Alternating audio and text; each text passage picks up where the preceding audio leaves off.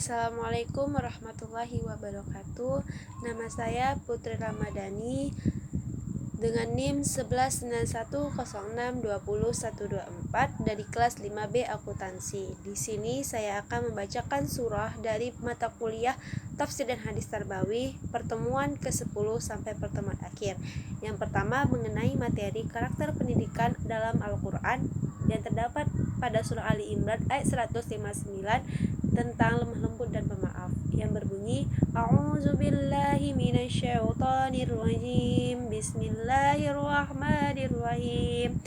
Fabima rahmatin minallahi linta lahum walau kunta fadhan ghalizal qalbi lanfaddu min hawlik fa'fu anhum wastaghfir lahum wasyawwirhum fi amri fa iza azamta fatawakkal 'alallahi innallaha yuhibbul mutawakkilin.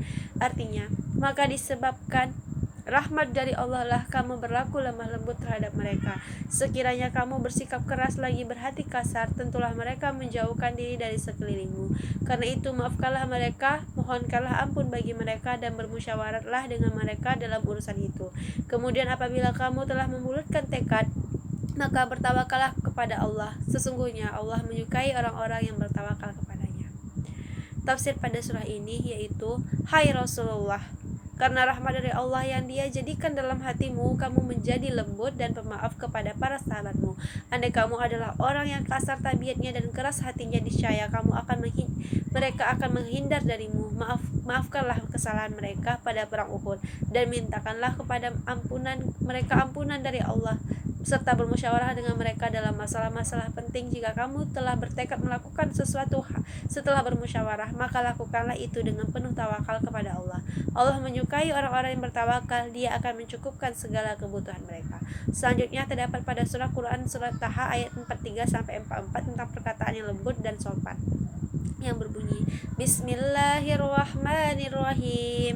Izhaba ila fir'auna innahu tagha faqul lahu qawlan layyina la'allahum yatazakkarun ayyakhsha. Artinya, pergilah kamu berdua kepada Fir'aun, sesungguhnya dia telah melampaui batas.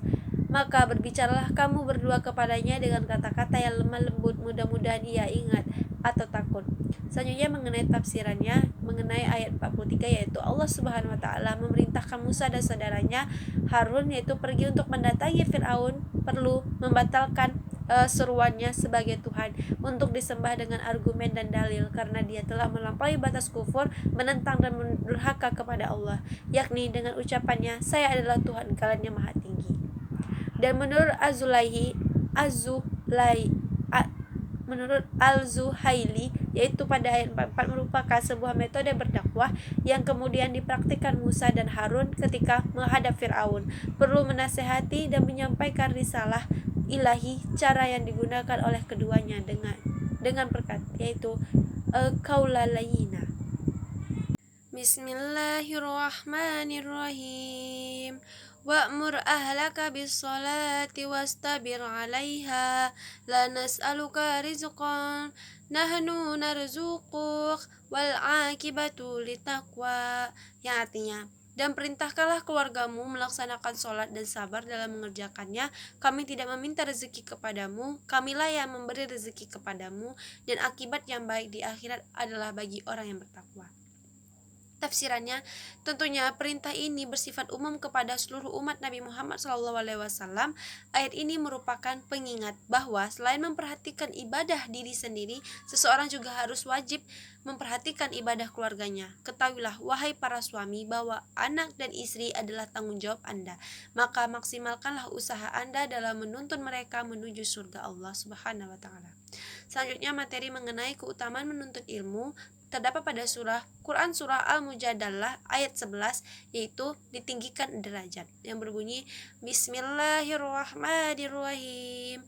Ya ayyuhalladzina amanu idza qila lakum tafassahu fil majalis fafsahu yafsahillahu lakum wa idza qila shuzu fanshuzu yarfa'illah فيرفع الله الذين آمنوا منكم والذين أوتوا العلم درجات والله بما تعملون خبير.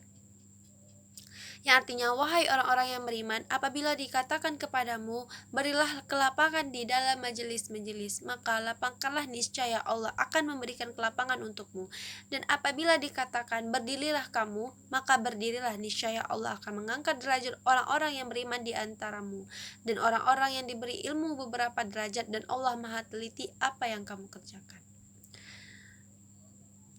Tafsirannya yaitu, hai orang-orang yang beriman, apabila dikatakan kepada kalian, berlapang-lapanglah, berluas-luaslah dalam majelis, yaitu majelis tempat Nabi Muhammad SAW berada, dan majelis zikir, sehingga orang-orang yang datang kepada kalian dapat tempat duduk. Menurut suatu qiraat, lafaz al-majalis dibaca al-majlis dalam bentuk mufradat, yaitu maka lapangkanlah, niscaya Allah akan memberi kelapangan untuk kalian di surga nanti. Dan apabila dikatakan berdirilah kalian untuk melakukan sholat dan hal-hal lainnya yang termasuk amal-amal kebaikan, maka berdirilah. Menurut qiraat lainnya, kedua-duanya dibaca fansuzu dengan memakai harakat dhammah pada huruf shin. Niscaya Allah akan meninggikan orang-orang yang beriman di antara kalian karena ketaatannya. Dalam hal tersebutlah Dia meninggikan pula orang-orang yang diberi ilmu pengetahuan beberapa derajat di surga nanti. Dan Allah Maha mengetahui apa yang kalian kerjakan. Selanjutnya mengenai Quran surah Az-Zumar ayat 9 dapat mengambil pelajaran yang berbunyi, Bismillahirrahmanirrahim. Aman huwa fanitu ana al-laili sajidan wa qa'iman yahzarul akhirah wa yarju rahmata rabbih. Qul huwa yastawi alladhina ya'lamuna walladhina la ya'lamuna innama yatazakkaru ulul albab. Artinya, apakah kamu orang musyrik yang lebih beruntung, ataukah orang yang beribadah pada waktu malam dengan sujud dan berdiri karena takut kepada azab akhirat dan mengharapkan rahmat Tuhannya? Katakanlah, apakah sama orang-orang yang mengetahui dengan orang-orang yang tidak mengetahui? Sebenarnya hanya orang yang berakal sehat yang dapat menerima pelajaran. Tafsirannya yaitu, apakah orang dibaca aman dan dapat dibaca aman yang beribadah kepada berdiri melakukan amal ketaatan, yakni sholat di waktu-waktu malam, di saat-saat malam hari dengan sujud dan berdiri dalam sholat, sedangkan ia takut kepada hari akhirat, yakni takut akan azab pada hari itu dan mengharapkan rahmat, yakni surga Rabb-Nya. Apakah dia sama dengan orang yang durhaka karena melakukan kekafiran atau perbuatan-perbuatan dosa lainnya? Menurut qiraat yang lain, lafal aman dibaca aman secara terpisah. Dengan demikian berarti lafal am bermakna bal atau hamzah istifham. Katakanlah, adakah sama orang-orang yang mengetahui dengan orang-orang yang tidak mengetahui? Tentu saja tidak. Perihal sama dengan perbedaan antara orang yang alim dan orang yang jahil. Sesungguhnya orang yang dapat menerima pelajaran, artinya menerima nasihat, hanya orang-orang yang berakal, yakni orang-orang yang mempunyai pikiran. Selanjutnya Quran surah Fatir ayat 28, yaitu takut kepada Allah, berbunyi, Bismillahirrahmanirrahim. Wa minan nasi wad dawabi wal an'ami mukhtalifun alwanuhu kadzalik innama yakhshallaha min ibadi ulama innallaha azizun ghafur. Artinya, dan demikian pula di antara manusia, makhluk bergerak yang bernyawa dan hewan-hewan ternak, ada yang bermacam-macam warnanya dan jenisnya. Di antara hamba-hamba Allah yang takut kepadanya hanyalah para ulama. Sungguh Allah Maha Perkasa, Maha Pengampun. Tafsirannya, dan demikian pula di antara manusia, binatang-binatang melata dan binatang-binatang ternak, ada yang bermacam-macam warnanya, sebagaimana beraneka ragamnya buah-buahan dan gunung-gunung. Sesungguhnya yang takut kepada Allah di antara hamba-hambanya hanyalah ulama. Berbeda halnya dengan orang-orang yang jahil, seperti orang-orang kafir Mekah. Sesungguhnya Allah Maha Perkasa di dalam kerajaannya, lagi Maha Pengampun terhadap dosa hamba-hambanya yang mukmin. Selanjutnya mengenai materi pendidikan akidah terdapat pada surah Al-Ikhlas ayat 1-4, yaitu Bismillahirrahmanirrahim. Qul huwallahu ahad, Allahus samad, lam yalid wa lam yulad wa lam yakul lahu kufuwan ahad. Artinya, katakanlah, dialah Allah yang Maha Esa. Allah adalah Tuhan yang bergantung kepadanya segala sesuatu. Dia tidak beranak dan tidak pula diperanakkan, dan tidak ada seorang pun yang setara dengan dia. Tafsiran pada surah ini yaitu Allah memerintahkan Rasulullah untuk menyampaikan dengan tegas kepada orang-orang musyrik yang berkata, sebutkanlah kepada kami nasab Tuhanmu. Maka Allah mengajarkan Rasulullah terhadap mereka, sungguh Tuhanmu satu-satunya yang berhak disembah, tidak ada hubungan sekutunya dalam peribadatan. Dia maha sempurna kekuasaan dan kemuliaannya. Dia tidak beranak dan tidak mengangkat seorang anak atau sesuatu yang menyamainya, baik itu dalam zat, sifat maupun perbuatannya. Selanjutnya Quran surah Luqman ayat 13, yaitu Bismillahirrahmanirrahim. Wa iz qala Luqmanu libnihi wa huwa ya'izuhu ya bunayya la tusyrik billah inna syarka la dzulmun azim. Artinya, dan ingatlah ketika Luqman berkata kepada anaknya ketika dia memberi pelajaran kepadanya, wahai anakku, janganlah engkau mempersekutukan Allah. Sesungguhnya mempersekutukan Allah adalah benar-benar kezaliman yang besar. Tafsirannya yaitu memberikan kita penjelasan tentang mengingatkan kepada anak kita untuk tidak mempersekutukan Allah Subhanahu wa taala, karena mempersekutukan Allah adalah kezaliman yang besar. Selanjutnya Quran surah Al-Baqarah ayat 245, yaitu Bismillahirrahmanirrahim. Amanar rasulu bima unzila ilaihi min rabbih wal mu'minuna kullu amana billahi wal malaikatihi wa kutubihi wa rusulihi la nufarriqu baina ahadin min rusulih wa qala sami'na wa ata'na ghufranaka rabbana wa ilaikal masir. Artinya, Rasul Muhammad percaya kepada apa yang diturunkan kepadanya, yaitu Al-Quran dari Tuhannya. Demikian pula orang-orang yang percaya semua beriman kepada Allah, para malaikat-malaikatnya, kitab-kitabnya, dan rasul-rasulnya.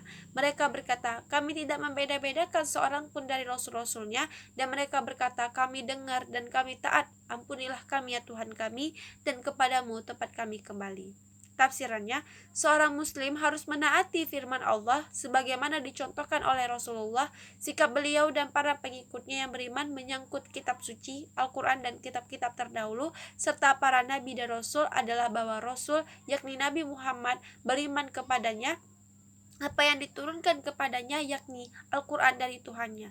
Demikian pula orang-orang yang beriman meski dengan kualitas keimanan yang berbeda dengan Nabi semua, yakni Nabi Muhammad dan orang mukmin, beriman kepada Allah bahwa Dia wujud dan Maha Esa, Maha Kuasa, tiada sekutu baginya, dan Maha Suci dari segala kekurangan. Mereka juga percaya kepada malaikat-malaikatnya sebagai hamba-hamba Allah yang taat melaksanakan segala apa yang diperintahkan kepada mereka dan menjauhi seluruh larangannya. Demikian juga dengan kitab-kitabnya yang diturunkan kepada para rasul seperti Zabur, Taurat, Injil, dan Al-Quran, dan juga percaya kepada rasul-rasulnya sebagai hamba-hamba Allah yang diutus membimbing manusia ke jalan yang lurus dan diridhoinya. Mereka berkata, kami tidak membedakan seorang pun dengan yang lain dari rasulnya dalam hal kepercayaan terhadap mereka sebagai utusan Allah. Dan mereka berkata, kami dengar apa yang engkau perintahkan, baik melalui wahyu dalam Al-Quran maupun melalui ucapan nabimu, dan kami taat melaksanakan perintah-perintahmu dengan menjauhi larang-laranganmu. Dengan rendah hati mereka juga berucap, ampunilah kami ya Tuhan kami, dan hanya kepadamu, tidak kepada selainmu tempat kami kembali. Selanjutnya Quran surah Al-Qari'ah ayat 1-8 yang berbunyi, Bismillahirrahmanirrahim. Al-Qari'ah, hari kiamat. Mal Qari'ah, apakah hari kiamat itu? Wa ma adraka mal Qari'ah, dan tahukah kamu apakah hari kiamat itu? Yauma yakunun nasu kal farashil mabthus, yang artinya Dan Tuhanmu telah memerintahkan supaya kamu jangan menyembah selain Dia, dan hendaklah kamu berbuat baik pada ibu bapakmu dengan sebaik-baiknya. Jika salah seorang di antara keduanya atau keduanya sampai berumur lanjut dalam pemeliharaanmu, maka sekali-kali janganlah kamu mengatakan kepada keduanya perkataan dan janganlah kamu membentak mereka, dan ucapkanlah kepada mereka perkataan yang mulia. Dan rendahkanlah dirimu terhadap mereka berdua dengan penuh kasih sayang, dan ucaplah, wahai Tuhanku, kasihanilah mereka keduanya sebagaimana mereka berdua telah mendidik aku waktu kecil. Tafsirannya, Allah berfirman seraya memerintahkan agar hambanya hanya beribadah kepadanya saja, yang tiada sekutu baginya. Kata qada dalam ayat ini berarti perintah. Mengenai firman waqala, dan telah memerintahkan, Mujahid berkata, artinya berwasiat. Demikian pula Ubay bin Ka'ab, Ibnu Mas'ud, dan Ad-Dahhak bin Muzahim membaca ayat tersebut dengan bacaan wa wassa rabbukallaha ta'budu ilayya iyyahu. Rabbmu berwasiat agar kamu tidak beribadah kecuali kepadanya semata.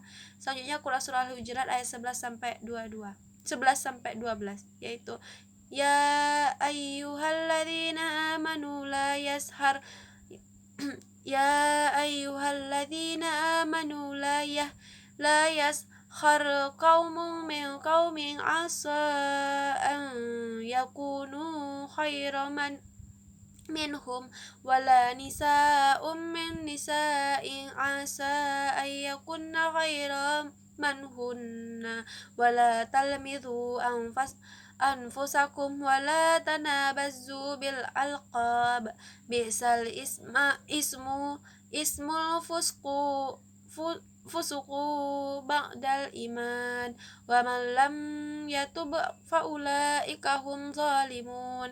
Ya ayyuhalladzina amanu jtanibu katsiran min zanni inna ba'da zanni ismun wala tajassasu wala yaghtab ba'dukum ba'dan ayuhibbu ahadukum ayyakula lahum akhihi maitan fakarihtumu wattaqullaha innallaha tawwabur rahim. Artinya, hai orang-orang yang beriman, janganlah suatu kaum mengolok-olok kaum yang lain, karena boleh jadi mereka yang diolok-olok lebih baik dari mereka yang mengolok-olokkan.